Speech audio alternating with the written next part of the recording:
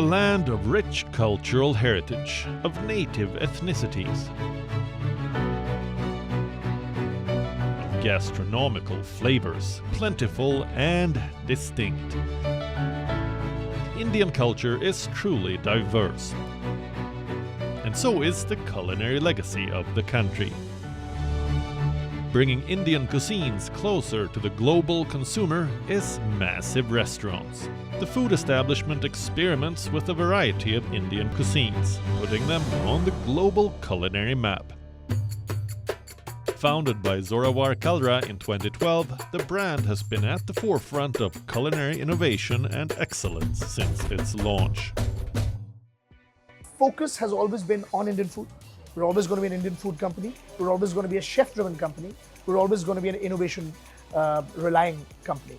And Massive Restaurants now is in 10 countries. It's going to be in 10 countries by the end of August. We're opening in the US by the end of August, Farzi Cafe. Currently in 9 countries, including India, and in about 14 states of India itself. So it's a very, very exciting time for us. But more importantly, I think I'm happy to say that the journey to put Indian food on the global palate has started with Farzi Cafe. We are very proud of the fact that it's doing incredibly well in London, Canada, all over the Middle East, Bangladesh.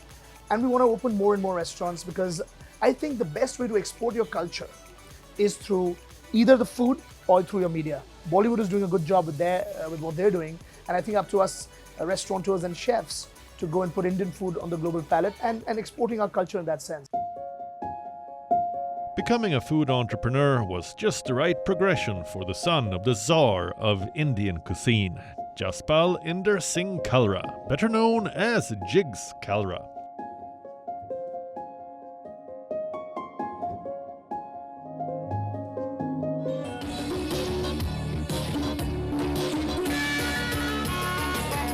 Considered an ambassador of Indian cuisine, Jigs Kalra is best remembered for hosting one of India's first food shows, Daawat, in 1991. Let me clear some cobwebs about red chilies. His journey of putting Indian food on the global palate started with the many festivals he did around the world. I remember him doing a very special festival in St. Moritz in Switzerland, where he put Indian food on the culinary map for the first time. It was in, I think, the mid-90s. Where he did the first festival. He's done many festivals since then, and he, of course, brought into play many of the lost recipes, such as galauti kebab. Things like the galauti kebab, which is now considered like a absolute must on any good menu, was actually going to be lost. It was lost and just stuck in one place in Aminabad and Lucknow.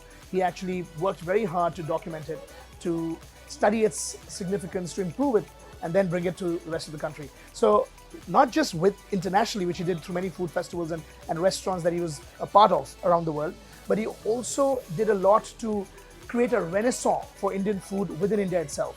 So he was instrumental in making Indian food more important, not just globally, but even for the Indian palate. Chicken tikka masala has strangely epitomized Indian food.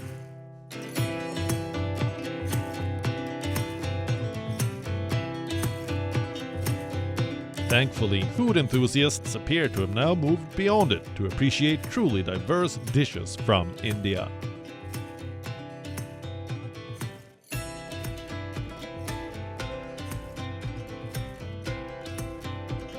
We asked Zorawar Kalra, what is that one understated Indian dish that could be reinvented to appeal to the global palate? And his answer was rather surprising. Kind of underdog dish that people don't talk about and people haven't done much is the khichdi. It's the most common dish in India. We all have eaten it, but it somehow suffers from a perception problem. Many people think of khichdi as when you're ill, you eat it when you're ill, but actually it can be transformed. It can be given a really good treatment, a modern treatment, and be given a star status. So in that sense, I think khichdi is one of those dishes that definitely has the potential to kind of go beyond its silo that it's stuck in and become a favorite around the world. It's a comfort food for all of us. International audiences don't know much about it, but if you put enough pizzazz, put enough uniqueness into it, put enough effort into it, you can definitely transform the humble khichdi into something much, much bigger. Back in the kitchen, the head chef Aditya Jha was instructed to reinvent the humble khichdi.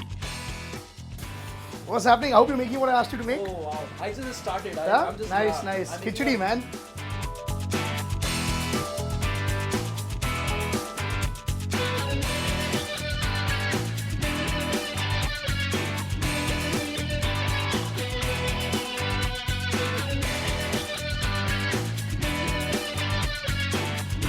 It was now time to serve a Zorawar Kalra.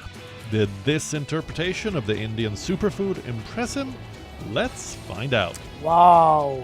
Looks like a piece of art. Boss, I have to take a photo of this. Actually looks like a piece of art.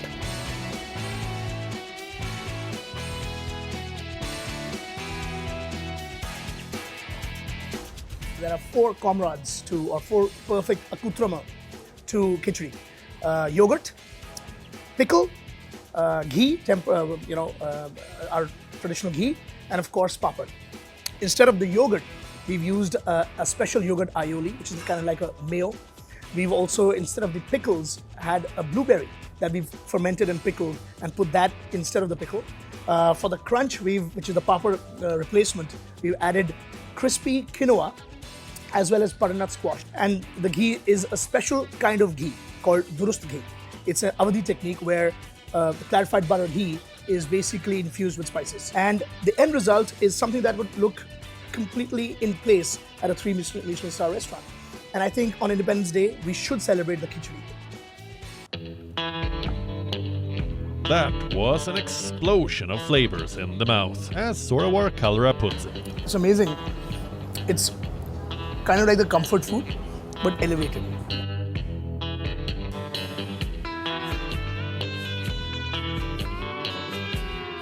We couldn't agree more. It is dishes like this that are helping Indian restaurateurs slowly conquer world kitchens.